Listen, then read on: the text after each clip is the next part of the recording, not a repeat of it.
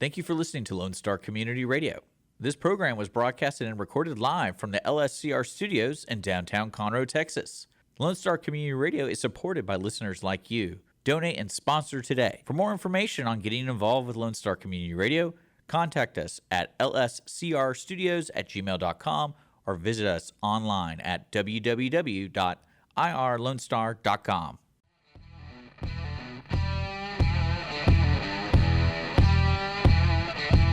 Thank you for taking time today to cruise in for Car Club Talk with Robert, Randy, and Dana. Welcome to our home in the Lone Star Community Radio Studios, housed here in Conroe Tower, and in the county where the official flag of the Lone Star State was born. I'm Randy Weldon, along with Robert Helmer, who's missing. He's not in one of these chairs. I see him. And Dana Pritchard. Hello. And back, sequestered in the sound booth / safe room. I'm losing my voice also. Allergies. All we had to do was go on the air, by golly. Allergies. So anyhow, sequestered back in the safe room / sound booth is our sound engineer and producer, Dick Schischler. We are broadcasting from the Lone Star Community Radio Studio at 104.5 and 106.1 FM and streaming worldwide on irlonestar.com, YouTube, and Facebook. Hey, Dana, we've got a few things going this morning, but what do you have lined up on your side over there? Well, this is car show season, literally, and we got a lot of events coming up, but one in particular I wanted to share with everybody, because I'm not sure if we mentioned this before, but good friends of ours and enthusiasts, All-American Muscle Cars, they're hosting their Saturday night street meets again, and it's the second Saturday of every month at Nacho Padres off of Rayford Road. So I've affectionately renamed that as Poncho Nadres, but okay. Yeah. But they used to do it years ago over there, that there was a Mexican restaurant on Rayford, and that got put on hold, and they were doing it over at Woodson's at 99 in that shopping center area. So now they're back to the old location. Yeah, the old location works better. I don't know why.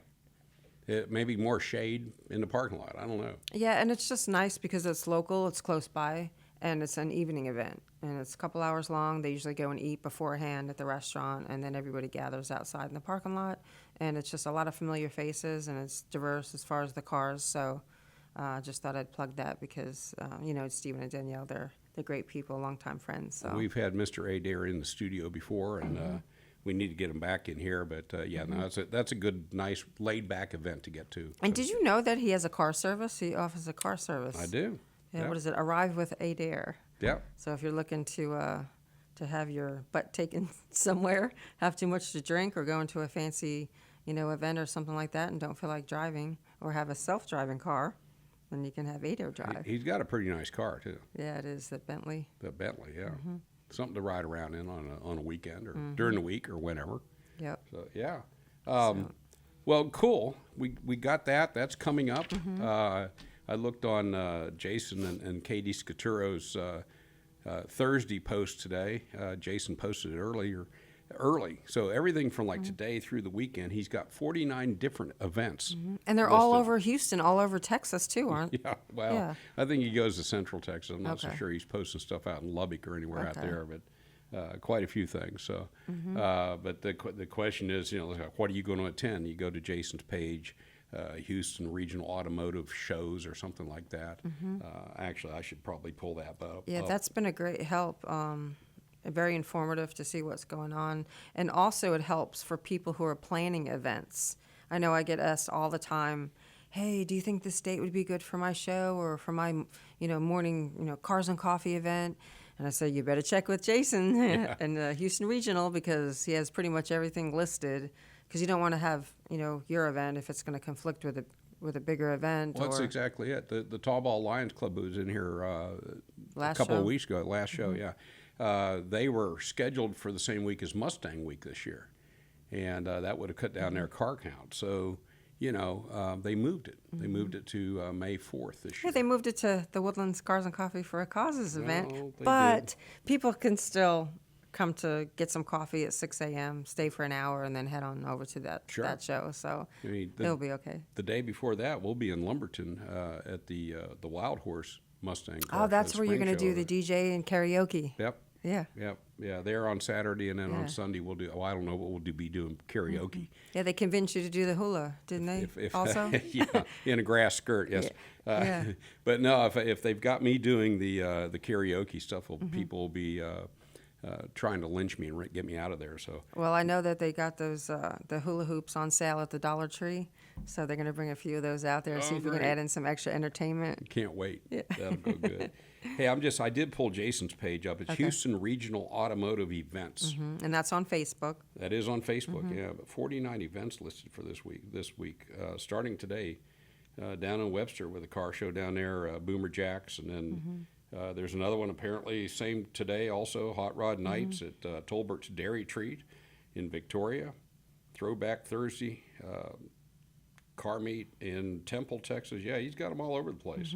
And then we move into Friday and the Texas Miles this weekend down in Beeville. That's a good one because it's they run that at an airport. Anyhow, 49 different events. Check out the Houston Regional Automotive Events page on Facebook with Jason and Katie Scaturo. Yeah. I don't know what we're attending this weekend, but there will be something out there for everybody. So Yeah, and also I've been partnering with a local fellow enthusiast who comes out to Market Street in the Woodlands, Cars and Coffee for a Cause, and he owns Pure Green in the Woodlands and Aldenbridge Shopping Center, which is a health food little restaurant. And they've been doing a couple of breakfast morning Cars and Coffee events, and very successful. So we've done 2 so far, and then we have one scheduled for the end of April, which I'll be announcing and posting information about. But it's nice because it's very local. where's that done at? And it's at Pure Green. It's a health food, kind of restaurant, breakfast place, snacks. And they have a huge parking lot. It's in the Aldenbridge Shopping Center where Kroger is. And we've had about 30, 40, 45 cars show up. And that was only the past 2 events.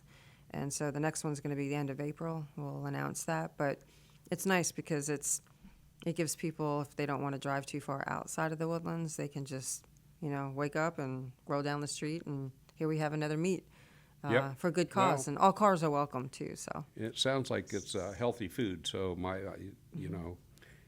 probably not something I would frequent. So it's not, but if I went over there, my cardiologist would probably be high-fiving me. Or Yeah, but something. you know what they have, which I'm not really a big health food, person, but they have toast with Nutella. And I never had Nutella before, but I tried it, and I didn't know it was chocolate, first of all. And I love chocolate, and it's a chocolate spread. And then you could put bananas on it, you could put nuts, you could put berries. I mean, avocado toast they have. They have oatmeal with all kinds of delicious toppings, and they have complimentary coffee on those mornings, so that's nice. And they have smoothies. You like smoothies, right? I love smoothies. Okay.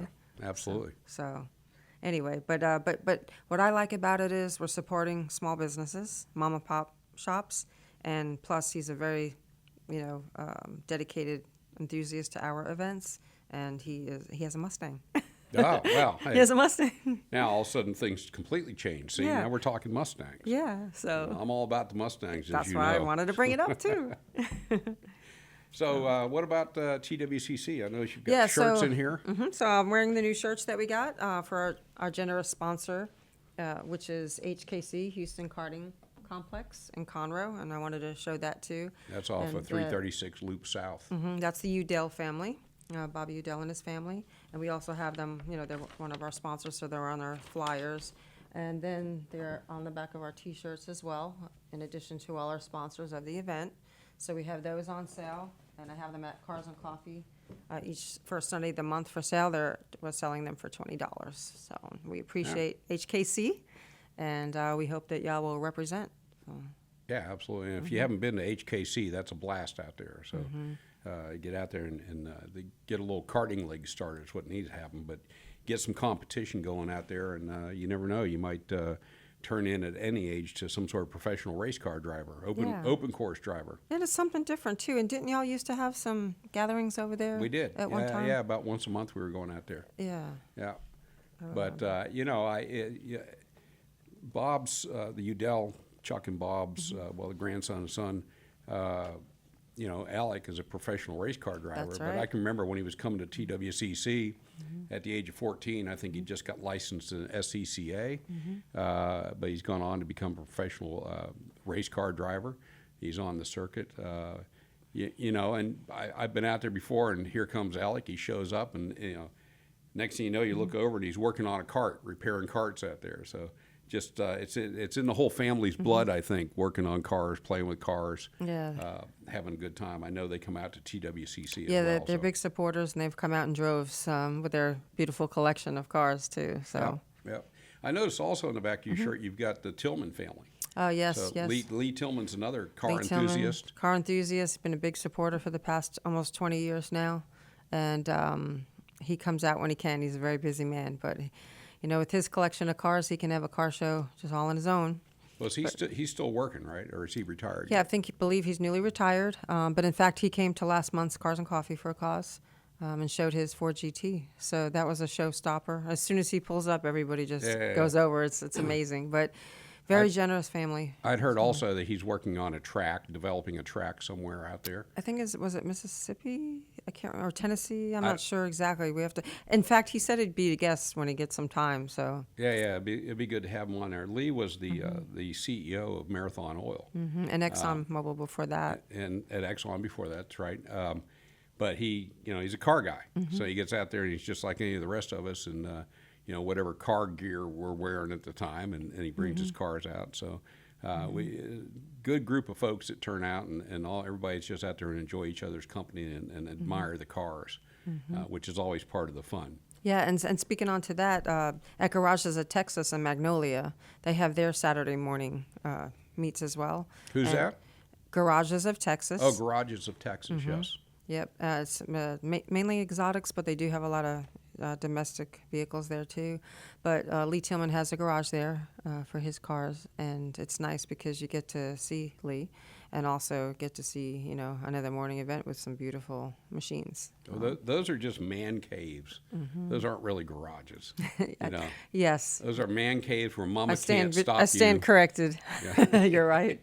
But also Wealth Enhancement Group, which was Star Fox, Jose, another car Jake. guy. Yeah. Great people, been sponsors for many years now of our event, and also they're going to probably be a guest on our show coming up soon too. Good. So It'd be good to have them in here. Yeah. What? Who do you have lined up? You've got somebody lined up to be in the studio today. Yeah. So today we have Blake Meeaux from Meeaux Muscle Cars. He's been around for just over 20 years as well with his classic car restoration business right in Oak Ridge.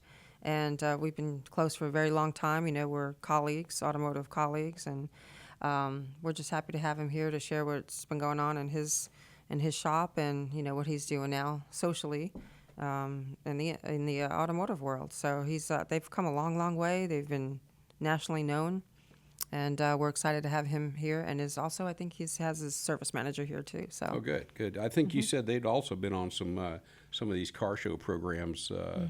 That are on probably like Motor Trend or somewhere like that. Yeah, if you go to their website, they have some clips of when they were on some of those TV shows. That would be good to talk to them. I was reading on their website when we were submitting the episode sheet where they had, basically they're all about understanding the car collector and the value of the car to that collector and what it means to that person. So their shop is really based around catering to that.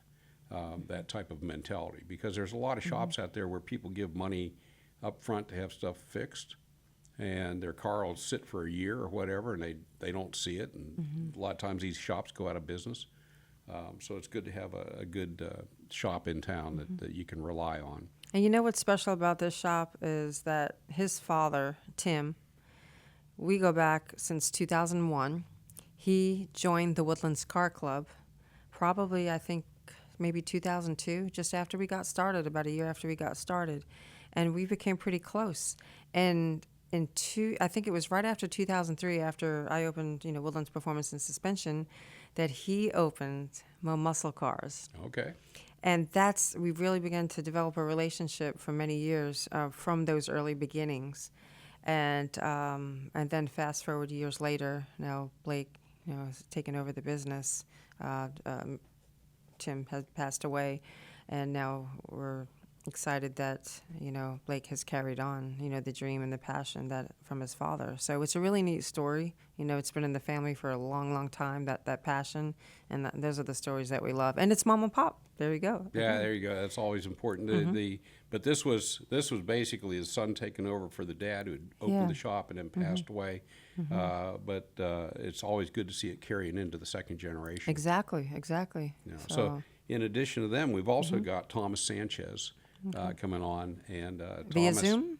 he's going to come in via Zoom. Okay. I'm not sure. He's at his parents' house, or he was yesterday, but he was in Dallas for the Texas 2K25, running his. I think that's a 2007 Mustang. Don't hold me to that. He'll let us know. Okay.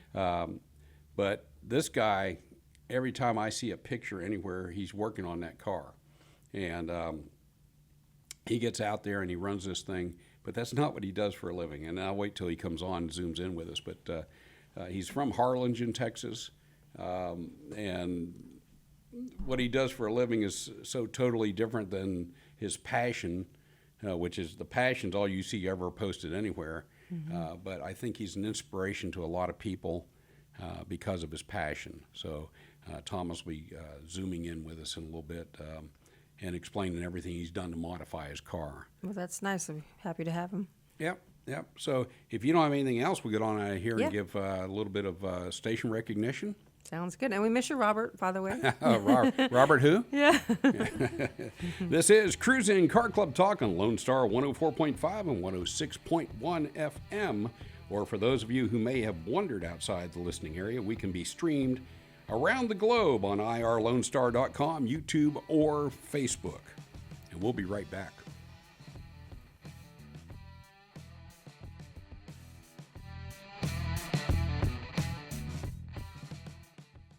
Every Friday, tune into Texas Ticket on Conroe's 104.5 and 106.1 FM with Armando Nino of Gull Lake Conroe, focusing on Montgomery County area events and places.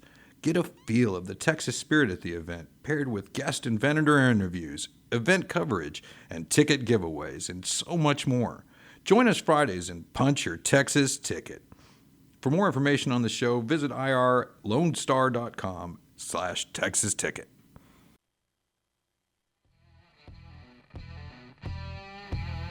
We are back and appreciate you spending time to cruise in for Car Club Talk with Robert, Randy, and Dana. Robert's still missing on this episode, but we have zooming in from Harlingen, Texas, Thomas Sanchez, who I've been fortunate enough to have been out at the track at EMP, which is Edinburgh Motorsports Park. Thomas is you're a full-time paid professional drag racer, right? Sometimes. Sometimes? Every once in a while. What do you do for a real living? So I have a couple jobs. So I am a teacher. That's one of them. I manage the digital footprint of a high school. So I do website design. I do social media marketing. Basically I like all the parent contact and stuff. So I do a little bit of the administrative side besides the actual teaching part. And then I have my shop where I I selectively build race cars that I'm interested in building. I don't really push it too hard. I just work on stuff that I like to work on. The only thing I ever see posted anywhere on social media, or you really when I'm around you as well, is car related. Right. That's your passion, and of course that's my passion as well, and I love hanging out with that stuff and being around guys like yourself. Now we're going to get to what you did this past weekend in just a second, but before we do, tell us a little bit on the teaching part. What is it that you teach? So I teach business marketing and finance. So I cover all the basics for grades 8 through 12, and then they get to move on to courses a little higher, like business management, or they do sports marketing, as well as social media marketing, things like that. So it's the entry level course before they get into the higher level courses, and this is for a collegiate high school. I'm going to guess that part of the business finance stuff helps you figure out how to afford those car parts that you're. Oh yeah. Because that stuff ain't cheap. I ain't even close to cheap. I've blown up 2 motors in the past 6 months. So Well, last year you pulled a wheelie, wheel stand, and sat down a little hard. I think that messed up your suspension, right? it did. Yeah, I sent it to the moon on that pass. Yeah, you did. You definitely did on that pass. Elon called me for advice, so that's how I know. Well, yeah, and he's right down your neck of the woods too. Yes, he's only about, I'd say, 45 minutes from here. When they launched the rockets, I could feel it at my house. That's awesome. That's amazing, isn't it? Feel the whole house shake. It's like it's not Yeah, an the whole earthquake. house shakes. The dogs are barking. They're wondering what's going on. It was an amazing landing, by the way. I'm glad they're all safe. So I've got to assume some of these kids watching your passion with the cars, some of the kids that you teach, you've got to be an inspiration to them. You've got to be. Yeah, some of them are interested in it. Some of them, yeah, this generation, a lot of them don't really know much about cars or racing. So they're kind of look at it like it's like an alien spaceship almost. They don't have any idea on how to grasp what it is that I do, but they see it and they're like, well, that's interesting. I've never seen a teacher do that. Yeah, right. Right. Yeah. I mean, do you talk to them about getting more horsepower or anything like that? Yeah, sometimes I'll mention it and I'll be like, a lot of the things that I do as far as troubleshooting and problem solving, thinking creatively, applies to everyday life. Like, I have a perfect example right here. I had to make this so that way I could hook up a timing light to a Ford modular engine, which uses coil on plug, like this right here.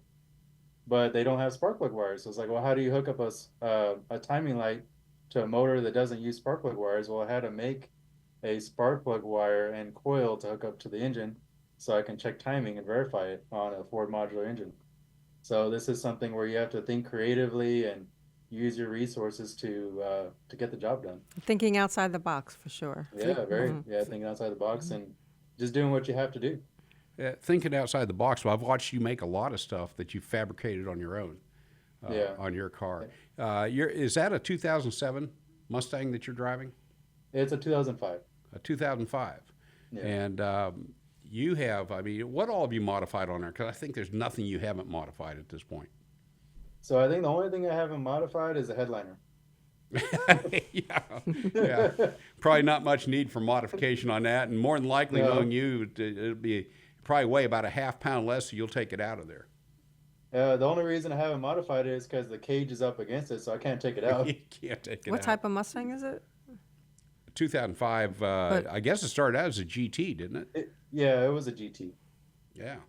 But you'll see pictures. We've got pictures that he sent to us that we can put up that just everything in that engine.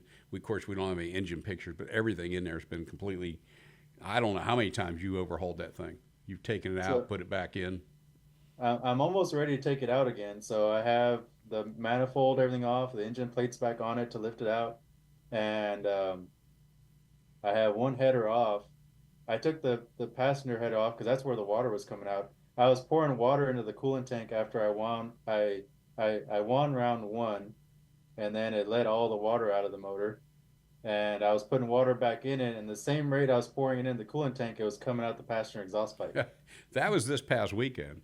Yeah, that was and you just put the motor in, not too long ago. I just put it in. Yeah. So tell us about Texas 2K25. So it started off pretty good. I unloaded off the trailer and I ran an 899 first pass just to get a baseline. I just don't want to go out there swinging for the fences first pass. So just tried that. And then next pass, I turned it up a little bit more. It went at 873, which qualified me. The bump spot to get into Texas 2K to race was 875. It was the fastest Texas 2K in history. Keeps getting better. It was a very tight field. It was from an 820 to 875 was the field. So this was at the Texas Motorplex up in Ennis? The Texas Motorplex, yes. Yeah. They used to run here in Houston, but now the track's gone. So nowhere to run here, but they're running quarter mile up there. Yeah, they are. And so I guess that's the closest track we have to go to. Yeah, it is. Yeah. What, I mean, that's quite a haul from Harlingen up to. Yeah, it took me up to- about 8 hours, so I leave about 3:30 in the morning, and I get there with stops around noon, 1 o'clock. And what, you're pulling with a Ford F-150, is that right? No, I'm using my dad's dually. It's a Dodge dually. This So this new trailer we have is a lot heavier, so the F-150 couldn't pull it you're pulling with a diesel in? with a diesel. Yeah. It's a lot better with a diesel, Randy. Well, no, I understand that, but I'm just curious because there's part of what he has to figure in to the cost of his weekend is pulling it, and I just, if you don't mind disclosing, what is the cost to get from Harlingen up to Ennis? So in diesel, I think to get up there, I spent right around $250 in diesel to get up there. That's About another 250 to get back. about $500 round trip, just Yeah, for about four to 500. just for fuel, Just for fuel, yeah. and then you've got hotel expense and your food, Yeah, hotel was about another $600, I think. and then what about what kind of fuel are you using in the car? Oh, that one is that's a special one. That one's C85 from VP Racing Fuel. So it's if you ever smell it, it kind of reminds you of nitro from the Top Fuel dragsters because it has 2% nitro in it. When you first start up, it makes your eyes burn, and if you're too close to it or if it's in the garage, it'll start making you cough. You're like, man, I think this is a nitro car or something. It takes it takes the air out for the Yeah, oxygen. it takes the air out of your for lungs. you. But yeah, it's about 81% ethanol, and then the rest is MS-109, Q16, some concoction they put together, and then it has about 2% nitromethane in it. So we're talking probably about a $1,500 weekend for you. Oh yeah, it's Yeah. easily a $1,500 just to travel and get there, not including the money I put into the car. And then I guess worst case scenario is you break.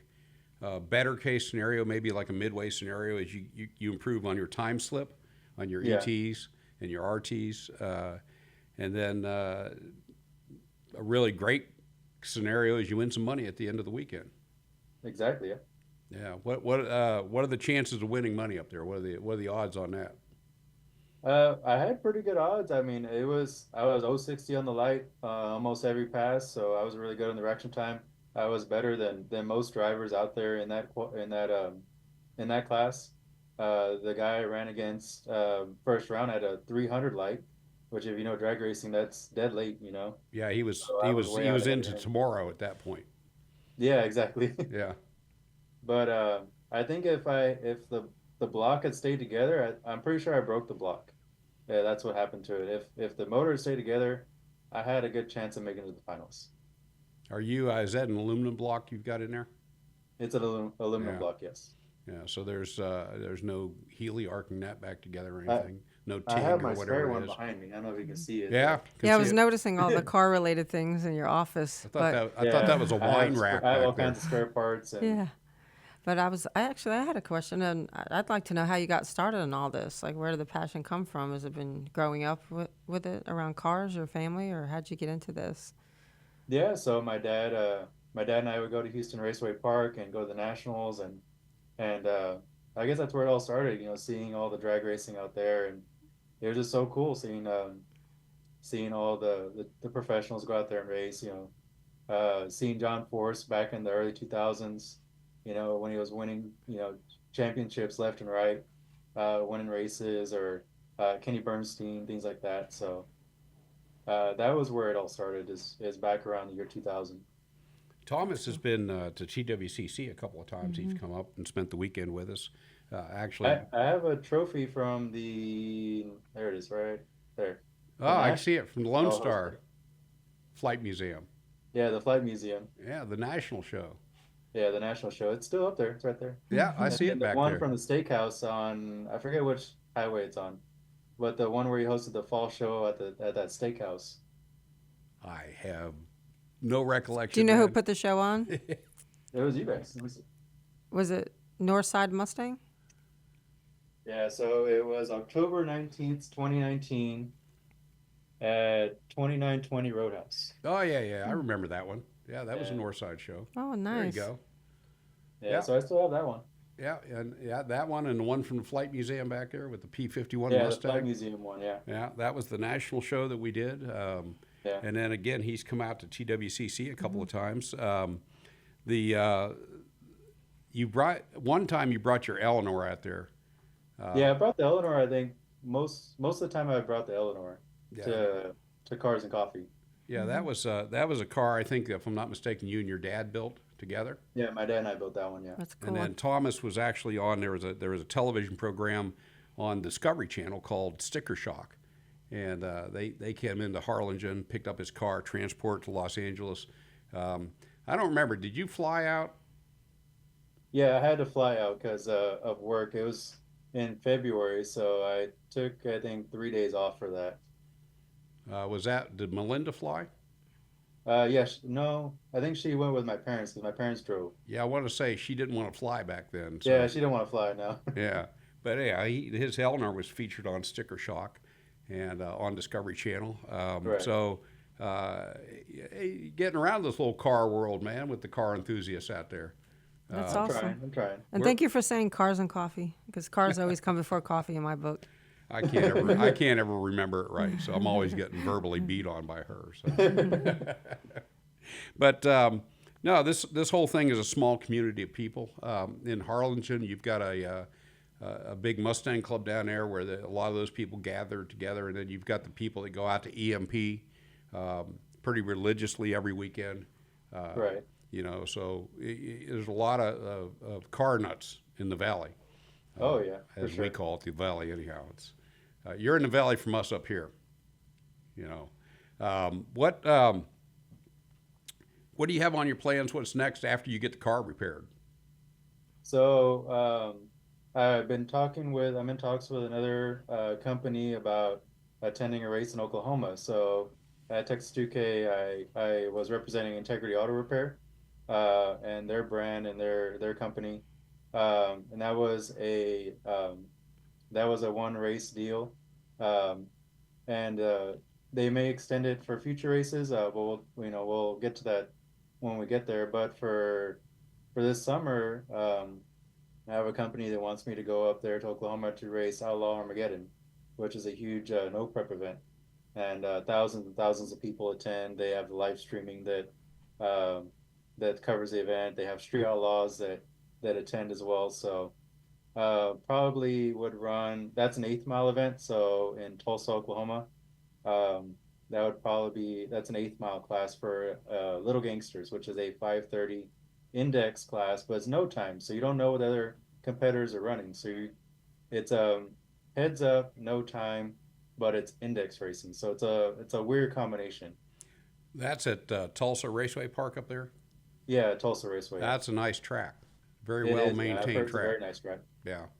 What for people that are listening that don't know, can you explain what no prep racing is? Yeah, so no prep racing is basically when an event shows up to a venue, they either don't touch the surface and leave it exactly the way it is when they showed up, or they will at least sweep the surface and brush off rocks, dirt, debris, which is more of a safety thing, right? Because you don't want to be slinging rocks and stuff everywhere. But they don't spray any VHT, they don't lay any rubber down, and they basically say, here's the surface, we brushed off the dirt, go race on it. And that's it. Yeah, but that track has some. It's got plenty of rubber on it. Oh, I don't think it they does. scrape it clean before you show up. So you've got plenty of a grip up there. Yeah. And you don't pull any wheel stands as long as you've got your tire pressure right. Correct. Oh yes, for sure. Yes. And that was something we experimented with this past weekend. I usually run about 19 pounds of air pressure in the rear, and the more power I was throwing at it, the tire seemed like it just wanted more air pressure. So we ended the weekend at about 21 pounds of air pressure. What was the temps? What were your temps up there? The track temperature was around 130 to 140 degrees. And the humidity? Humidity, well, I was looking at water grains. The water grains was like at 60 to 70 grains, which anything below 100 is very dry air. Yeah, well, in Dallas gets dry, right? But I mean, it Yeah. can be just like Houston, if the It winds can. are blowing up from the Gulf. But I think a lot of people that they don't understand the science behind this auto racing, and you take all these elements in, and you have to take all these and factor them into what you're going to run. So that's something that you're sitting there figuring out mathematically every time you go back to the pits, in addition to working on your car, right? Yeah. So there was one pass where the spark plugs were basically the spark was the gap was too wide and the spark was getting blown out because I was pushing, I think that pass like 26 pounds of boost, which is that's a lot of PSI to put down in a small motor like that. And it was physically just blowing the spark out and it was misfiring. So I had to borrow a vise. My buddy Josh went down to the auto parts store and grabbed some feeler gauges. I then had to modify the feeler gauges and then re-gap the spark plugs using a vise, which is kind of the ghetto way of doing it, but I got it done. Yeah. You do what you can with what you have. You have to work with what you have. That's right. And Yeah. you've got a limited amount of time to work on it. If you Yeah. miss your next pass, you lose, period. Yeah, you do. So you've got to do whatever it takes to get back on that starting line. Yeah, I mean, had I had a spare motor to drop in it for second round, I would have taken the motor out and put another one in it. Well, of course you would have. Yeah. What's the Yeah. fastest time you've ever done that?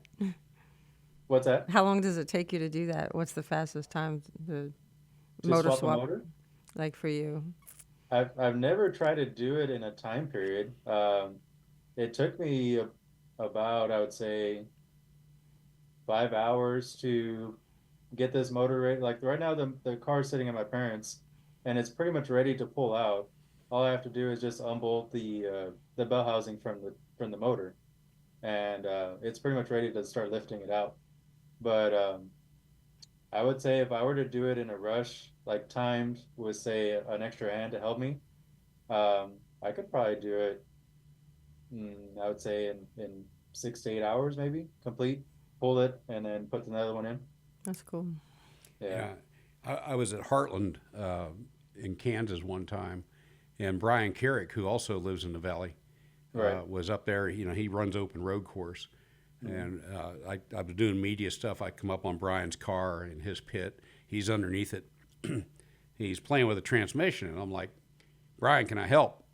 He's like, no, man. He said, if you help me, it's going to take me about 3 times as long as if I just do it myself. So I'm pretty sure you're probably about the same way on changing this stuff out when you're working on a car. Well, I have a couple of really good friends, and Frank and Josh and Joe and all them.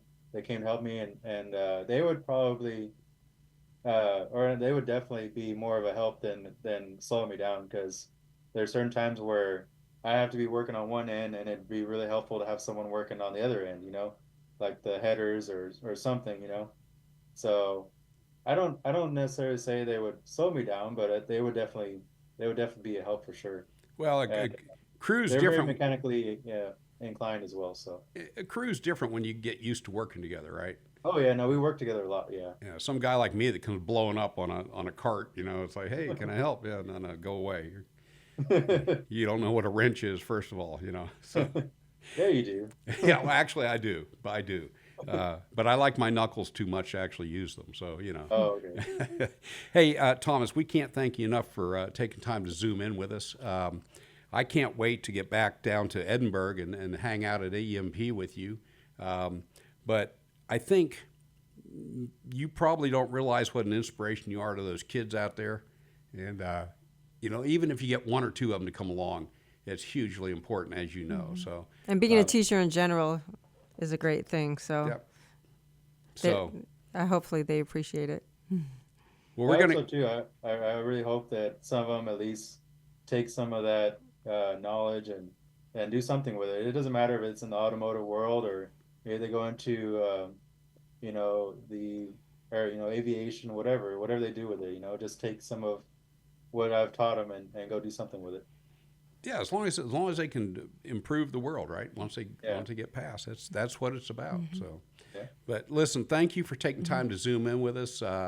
This is going to air actually on Monday about 1:00, and Okay. you'll be able to see it on Facebook, YouTube. You're outside the listening area here, but you can watch it also on irlonestar.com, and we'll look forward to watching the replay of this and seeing you on there. Thank you, Thomas. It was nice to Yeah, meet for you. sure. All right, we're going to appreciate get you guys out of having me here. on. We're going to get out of here for some station identification, Thomas, and we'll follow up with you here sometime later, okay? All right, sounds good. Thank All right, you. man. Thank you. All right, thank you.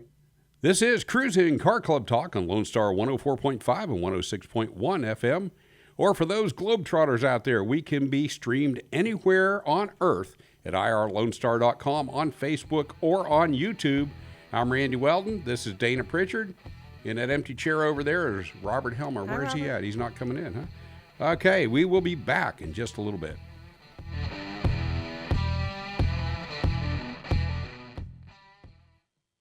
Hey, it's Andrew here from the Audience of One show, inviting you to enjoy the mildly amusing antics of myself and Dick Schisler, Wednesdays at 10 a.m. on the Audience of One show. We bring you funny observational humor, odd news stories, and every now and again, one brave soul as a featured guest.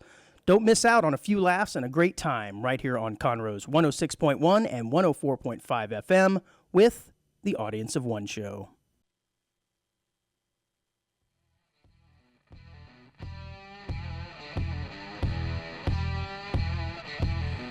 Welcome back to this segment of Cruisin' Car Club Talk.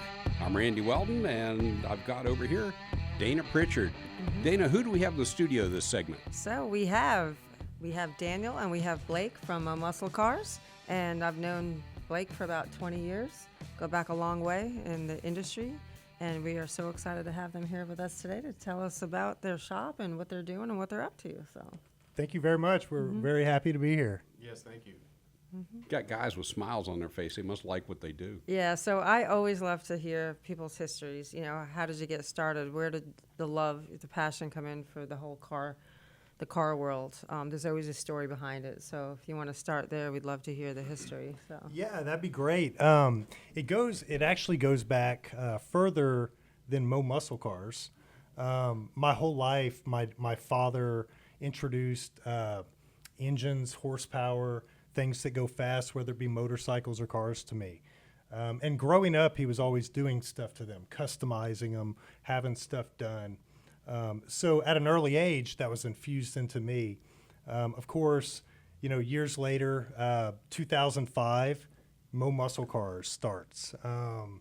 We basically do everything from minor repairs to full-on custom builds, lots of hand fabrication, sheet metal, conversions, upgrades, and it started back then in 05. Dad ran it for about 4 years, or he was around. We had another gentleman who was the shop manager at the time. But once he passed away, my dad, in 2009 is when I took it over. So from there, we've kind of just transitioned into learning more. We do a lot more technical stuff than we did before. So even down to hand fabricating panels for vehicles, we could fabricate whole vehicles. Tons of mechanical work we do at the shop as well, keeping the wheels moving in Houston on these muscle cars. So And you're located in Oak Ridge, and how big is your facility? Because it's quite big. yeah, we're about 16,000 square foot. We're on 2.5 acres roughly. We are adding on continually to things we do, whether it be new equipment or new space if we can.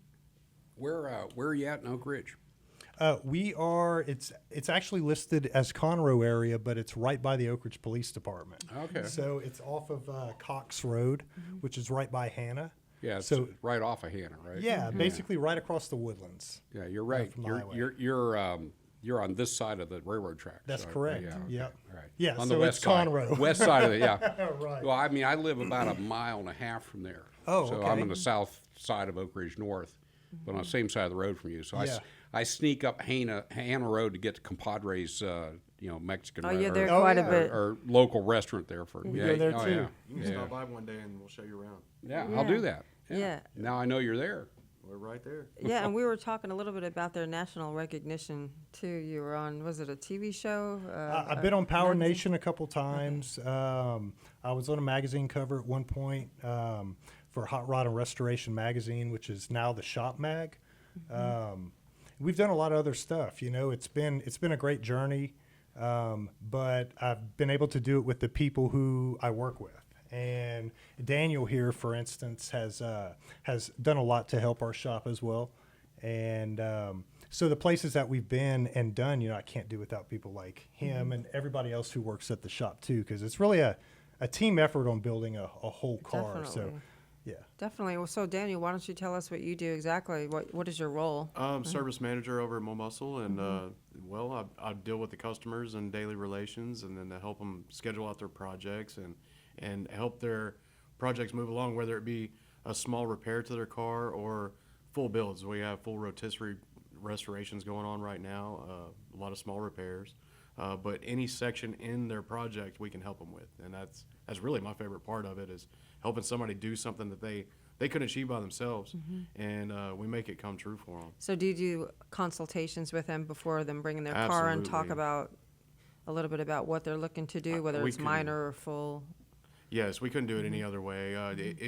You don't want the project to go astray. You want them to complete exactly what their goal is, and we can help them any section of it, whether it be metal work, body work, mechanical, electrical. I mean, anything in the car. And do you hear the stories about where these cars are coming from or why they chose that car to purchase? Because there's always a story, again, behind these Yes, cars. I hear all kinds of stories. Most of them, I'd say 70% of them are heirloom vehicles, and it was passed down, or it was a project with them and their dad, or things like that. And those are awesome stories. But then you also get the ones where the customer bought it from a Meeaux auction, or They always wanted picked one, it so up, they bought one. and they didn't have anybody look at the car, and so now they're stuck with this huge pile of rust that was covered with pretty paint. And I hate hearing those stories, but those happen as well. And isn't that something when they do buy them from Meeaux? I think we share a story where we had a customer at WPS who bought a Meeaux car, and I think he paid a lot of money for it, and it was sure a pretty paint job on the outside, and he had us do an overview of it, and as it turned out, underneath it and beyond, it needed a lot of work, a lot more than what he even dreamed of. Was that a Camaro? It was a 69 Camaro. I believe so. Yeah. And So you guys are telling a story. I'm like, I was at the shop when that car was there. I was at your shop. Yeah, it was years ago, like 10 years Oh, ago. yeah. Yeah, and it happens I've often been around too. for a little bit. And so we did our overview, and we kindly told them, that it needed a lot of work. And so it left our shop, and it got a second opinion at Meeaux. And come to find out, Meeaux told them the exact same thing. And it surprised us because I didn't know that cars can be sold when there is still work needed to it. Can you share a little bit about what you typically see and why that is? Yeah, for sure. So a lot of people, especially getting in an environment of an auction, you get excited. And I myself have bought vehicles without looking at them in full detail before and made mistakes. We see all types of stuff because there's so many unknowns at an auction, especially when you cannot drive the vehicle. Typically, the vehicle's not getting up to temperature before it's coming across the block. So people would tend to buy vehicles with a lot of mechanical issues, but also there's body issues. You have cars that were made to look good just for the auction. I bought a vehicle one time that had spray foam and rust areas I didn't see before, and I learned my lesson. And it was a hard lesson, but the thing is, you always have somebody inspect the car before you purchase at auction. And that way you know everything you could be getting into. Do they allow you to do that before? Yeah, you can have somebody go and inspect it. They can only crawl around the vehicle, but you're typically we would look in areas, for instance, checking the body. We would check the inside of the quarter panels, areas that would typically be repaired, and look for those. But we've seen all types of stuff from chicken wire over rust, spray foam, Sandals. sandals. Sandals? Yeah, that's Somebody true. told me they had pulled a sandal out of a quarter panel. I love it. It's very Yeah, deceiving. jugs. It's It's very very deceiving deceiving, because yeah. they are paying quite a bit for the car itself, and Have you gone to one of these auctions, one of the big auction houses? I have never been. So if you've been there, right? Oh, yeah. Just seeing on TV. So okay, what you don't see on TV is if you've got the high-end bidders pass, right?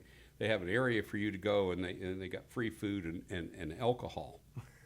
And now, am I telling the truth? That's true. That's where the excitement. Well, that's of what they do at a buying lot of without looking comes fundraisers and from, galas right? anyway, right? Is the Well, alcohol. yeah, but boy, Yeah, does that's that true, add, same Especially thing. the ones with the puppies they have. but does that add to making mistakes? Well, and also you're on TV at some of the shows. You too. are. So That's you're right. on TV. You Mm-hmm. have a little alcohol in you, and that car's coming.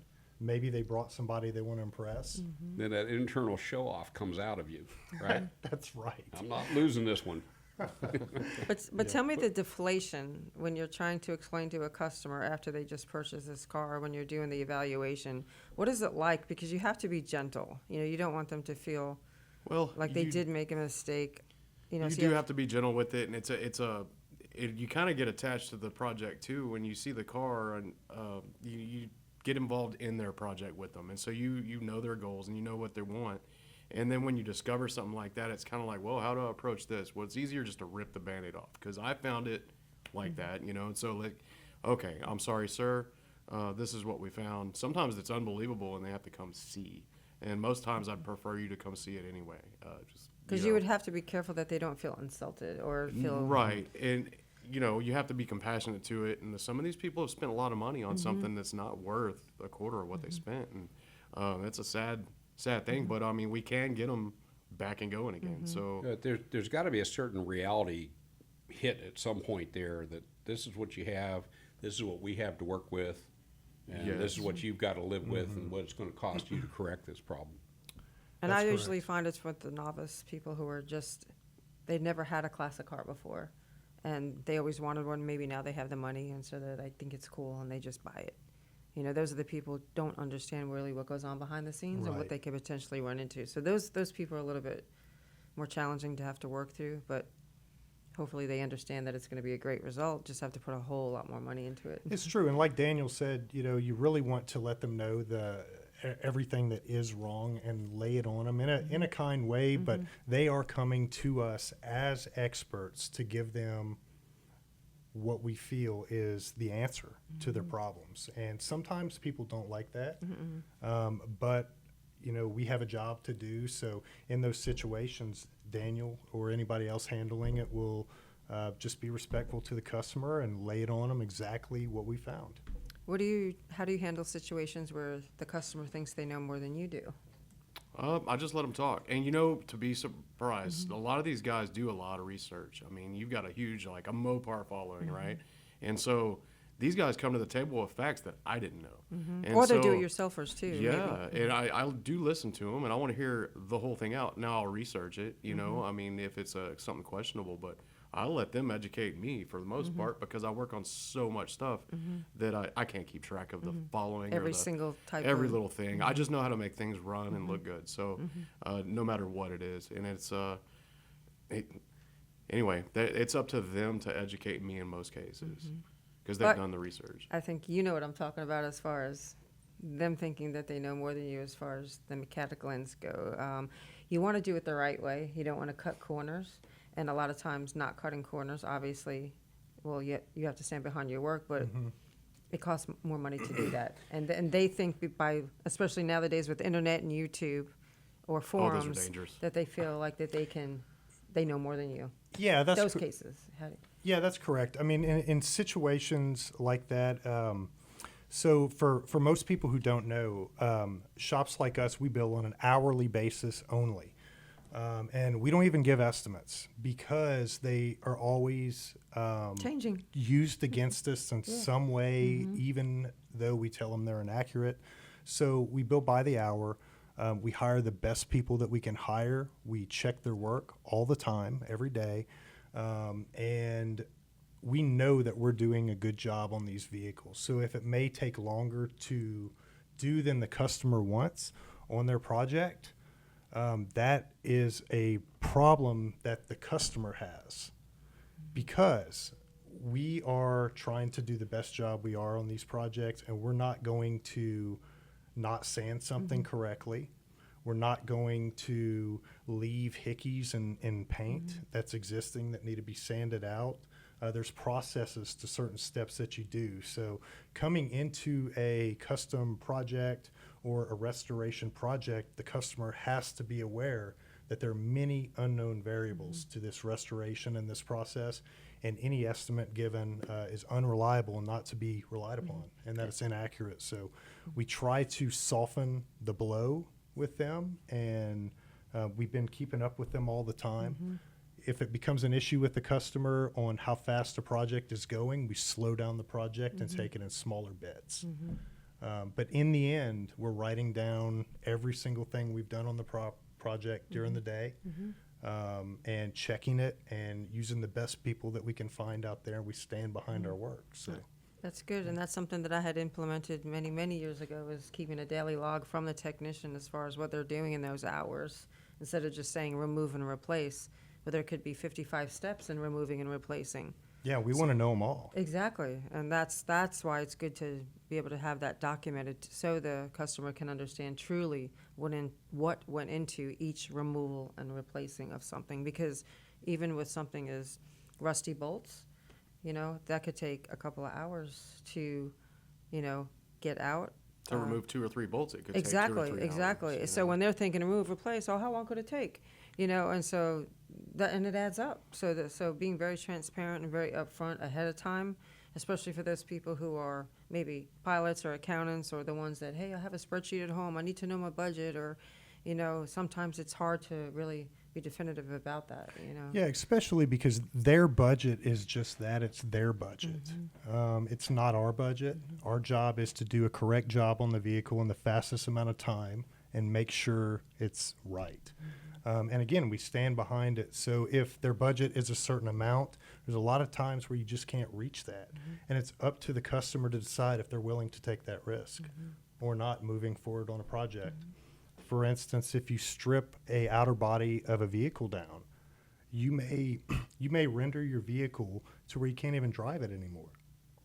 And then find out it's got a lot of rust, it's got issues that now you have to spend all this money. So it's good and advisable to try to do your research on what you need done, look at the parts you need to buy, how much they cost. And if you need to call around and get some ideas on time, maybe some people can give you one. But remember that until you're in a project, you really don't know exactly what you're going to find. Well, and aside from what you find, the labor on this is really the wild card, because, as you said, you may have rusted bolts that take hours to remove. For me, it would take weeks, but for you guys, hours. But you don't know how many hours. You don't know what that's going to add up to. I also noticed on looking at your website before we came in here, you guys offer a warranty on your work. So it's not like somebody gets the product back from you and it's unwarranted.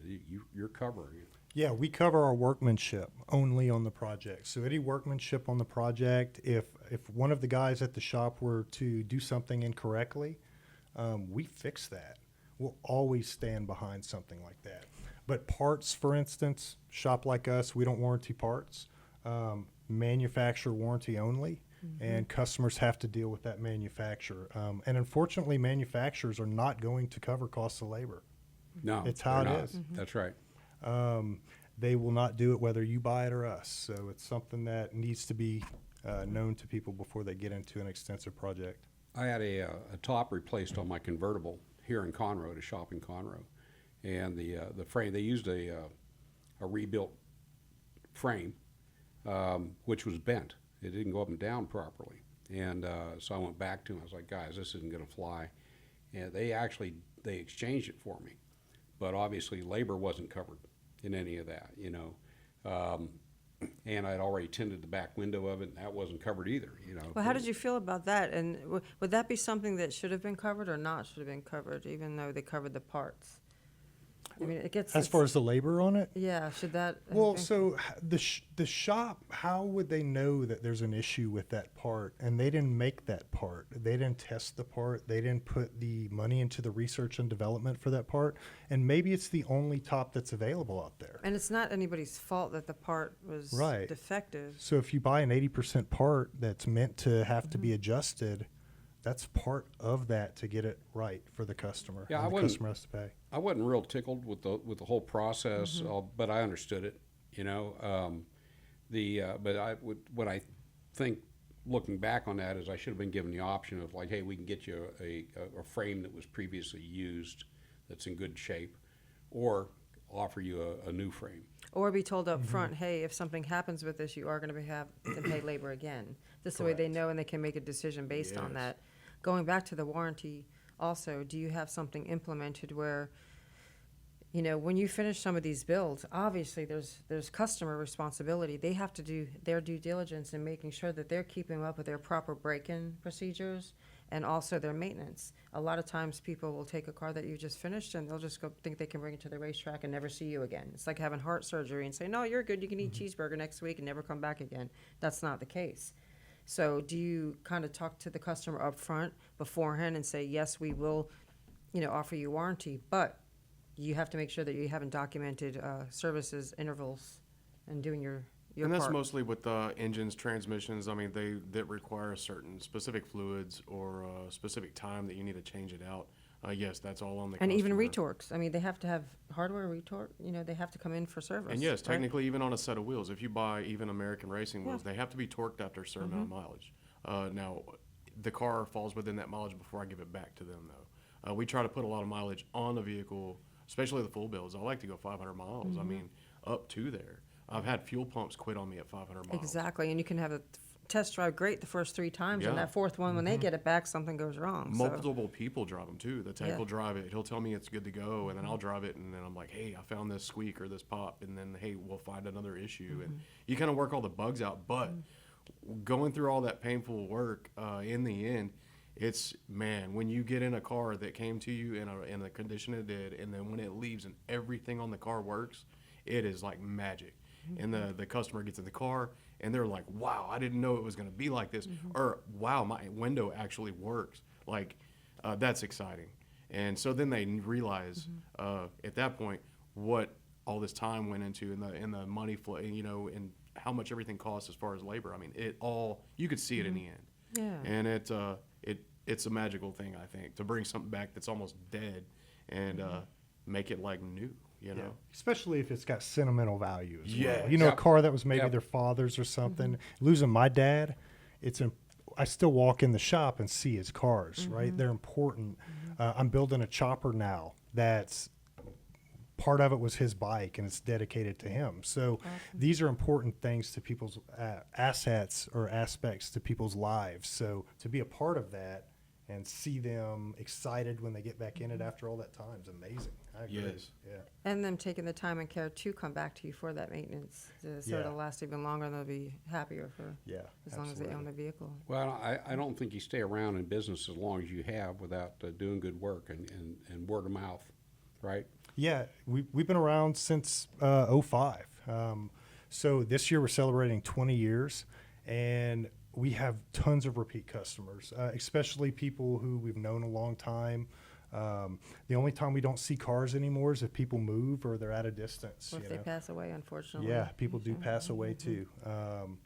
So we've been very fortunate to have a great community of people around our area and a great group of customers and employees who help this all come together. Because it's a huge effort. There's vendors out there who sell us stuff. Even the people at O'Reilly's help us big time. So Yeah. And how many Yes. employees do you have? I'm sorry. We've got metal shaver. I'm sorry, I got to count in my head. Yeah. here. I think about 7.